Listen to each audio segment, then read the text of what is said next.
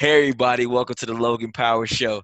It's me, your host, Calvin Logan, and I am honored today for a special edition of the Logan Power Show where we are honoring our teachers, people who are, I call them our freedom fighters, our heroes that's fight on the front line to help our youth. I know since the pandemic started in the early part of this year, our teachers have been working nonstop to make sure that we are as parents and our students are well educated. So I just want to highlight a teacher today here in South Carolina who's doing some great things. She's a wife as well. She has her own kids and she's working hard. She's on Miss Keturah Day. How you doing, Mel? Hello, thank you for having me. I'm so honored to be here today. Yes, man. It was an honor for you to have us here in the Logan Power Show. Uh, so Miss Day, biggest thing like people always want to ask, of all things, why did you want to become a teacher? So I always knew that I wanted to work with kids. Even as like a teenager, I was always volunteering, working with kids, and I specifically always knew I wanted to work in North Charleston. So I grew up in Pepper Hill. I went to Pepper Hill Elementary. My mom worked there. She was an educator, so that kind of shapes that as well. And I left Charleston to go to college in Atlanta, and I always knew that I was going with the purpose of coming back to North Charleston. So that's always what I wanted to do. I feel like North Charleston gets a bad rap sometimes, and there are a lot of people that are here that are doing the work, that are working hard to make a change and continue to change things. We have a lot of positive things going on in North Charleston, and I don't feel like we always get the recognition that we deserve here. So North Charleston has always had my heart. When we went to buy our house, we knew we wanted to buy a house in North Charleston. So I am North Charleston all day. So I knew I wanted to work in education.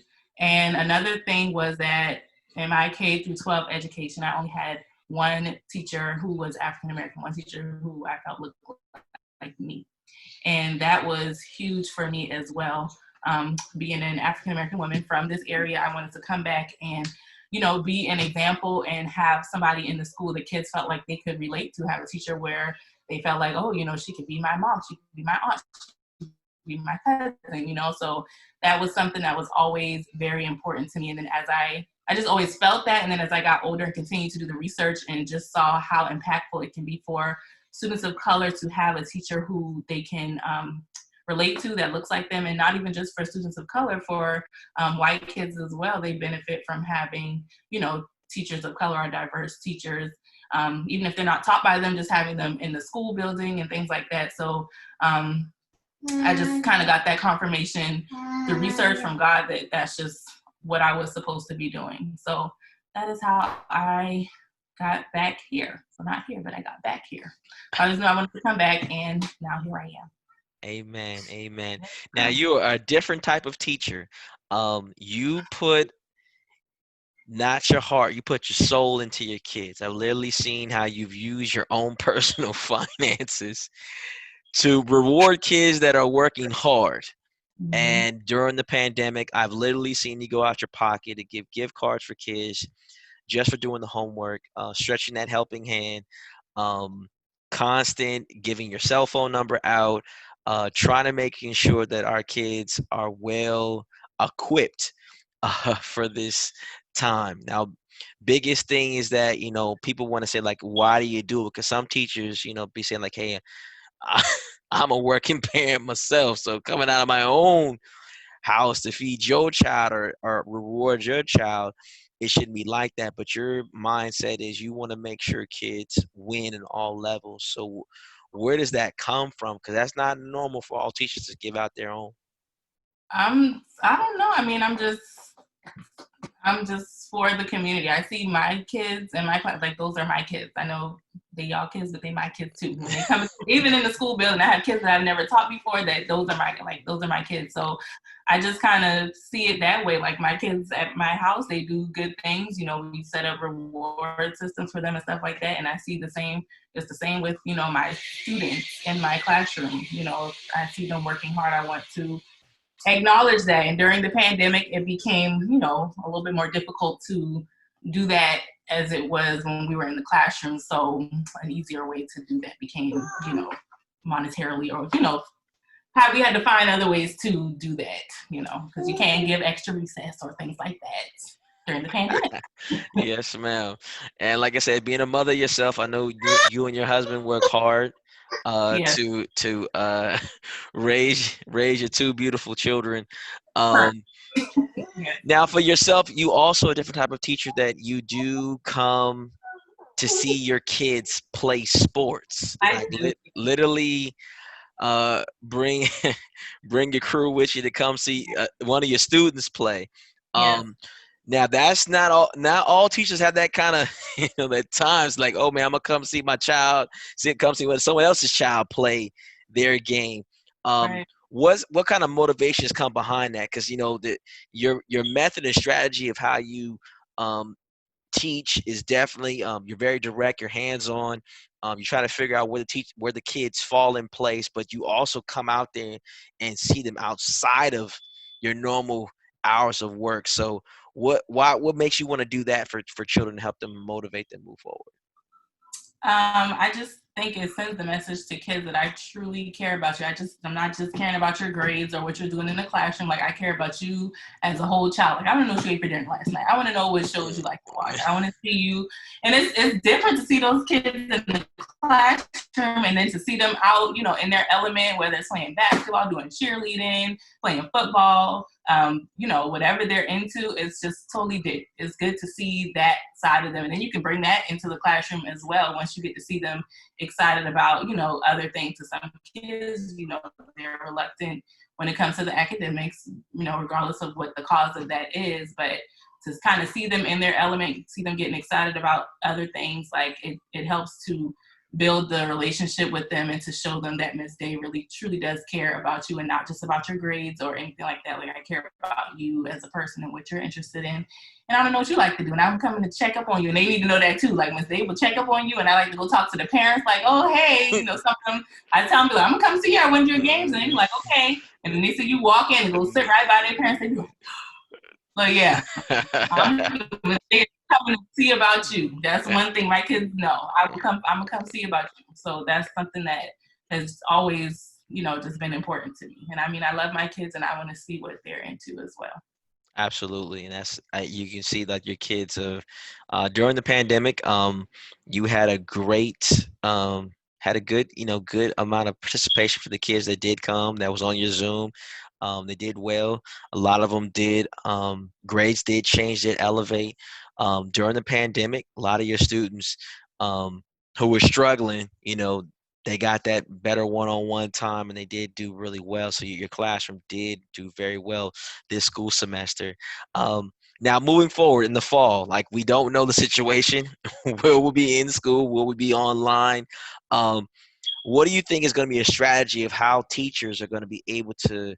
What do you guys need to be successful, or what can a parent do to help you stay successful? I think you hit it right there. It's for teachers and parents. It's going to be the collaboration. Everybody has different situations going on right now. We don't know what other people are going through. People could have lost family members. Like, you just never, and even without the pandemic, just being a teacher and trying to connect with parents, I try to do that first and foremost. Make those connections and make sure, everybody is good, because if things are not good at home, then of course that's going to, overflow into the classroom as well. So I try to stay connected with parents, and that's going to be even more important, during this time. And, teachers just kind of have to be understanding of different situations, and parents have to be understanding as well. So it just across the board, we just have to be in communication and, kind of be understanding and communicate, because, I can't help if I don't know what's going on. Like, you got to tell me all your business, but I understand, if you have some things going on that you feel like I need to know because it's affecting our child, I need to know those things. So I just try to build a good relationship with parents and with students early on. Like I said, I think that's going to be even more important with, what we are getting ready to tackle, whatever that may look like. I got it. Now, with what teachers do face and the challenges that you are facing, you mentioned parents help. What can is any particular law can be passed, like any kind of government help? Like what are like some things that I guess the teachers are sort of like saying like, hey, we need this to be successful so that we can literally help our children. You know, you have the parents one side, you have the teachers got the challenges they're facing to get the classroom on point. Is there anything that we need to do from a government? Does the government need to step in, or it just we need the actual community to step in and help out? What I will say, I know that schools do get we get money, we get funding. It's not nearly as much as we need, but I think that more intervention services are needed for students. We have students that, even though they're grade level, may say, I'm in fourth grade, like they're, on all ends of the spectrum. And I feel that, I'm trying to word this correctly, some of the resources that we have in the school, like, I'm gonna just go ask, like we have police, SRO police officers in the schools and things like that. I think if we're going to have that, we need to have additional like social workers, just more like social emotional resources for students. So I think that if we can afford to put police officers and things in the schools, then we need to make sure that we are looking at more of the psychological, social issues that students may be facing, more of the home issues. And I know that some schools do a really good job of doing that, but I think we miss the mark sometimes when students' other needs are not being met. And, that falls on us as the teachers because they're in the classroom with us and we kind of got to figure out what's going on. So I think there does need to be a bigger conversation about policing in schools versus more rehabilitation and offering services to parents. And I know, like I said, some schools do that, and we do have a lot of those resources at our schools, but I feel like we may need to reevaluate the resources that we can provide to not only students, but their families as well. So I think there's more that can be done as far as social works, psychological work, social emotional learning, things like that. Just meeting people where they are. When they come to those school doors, and that's the thing about a public school, there's a lot of talk about school choice and all those type of things. When students come to a public school, we take everybody, and you never know where they're coming from, and people are coming from different places, different situations. So I think it would be great for the school to be better equipped to handle those type of situations. Not to say that we don't have any resources, but I think there can be a larger conversation about how we can meet people where they are to help the students be successful and to help the families and the community at large be successful. Got it. Absolutely. So, hey, we just acknowledge some things in the classroom, like kids do need help. Do need help. They need the mental help, just like someone to be there to get you psychologically. Sometimes it's not always the enforcement. It's just basically saying like, hey, we're here for you, because a teacher on average gets about the child 8-9 hours a day, so that's 45 plus hours a week. So the teacher's got the child pretty much just as much as a parent does during the week. If you think about it, like pretty much half the day you are devoted to school, and half the day you're under this one umbrella of this one teacher who's influencing you, making things better for you. Now, the biggest thing is saying for yourself, do we need more teachers? Do we need more? Absolutely. You in a classroom all the time, every day. Also, That yes, fun times. right. That's fun. Ladies and gentlemen, I tell you, Miss Day works hard. She got her own children, so when she said when she's teaching the class, it's all about she's got to take care of her own. So, absolutely. So I think that all kids, especially our kids, when I say our kids, I mean African American kids, but all kids benefit from smaller class sizes, getting more of that one-on-one attention, small groups, especially for kids who are struggling. Sorry, my son is calling people.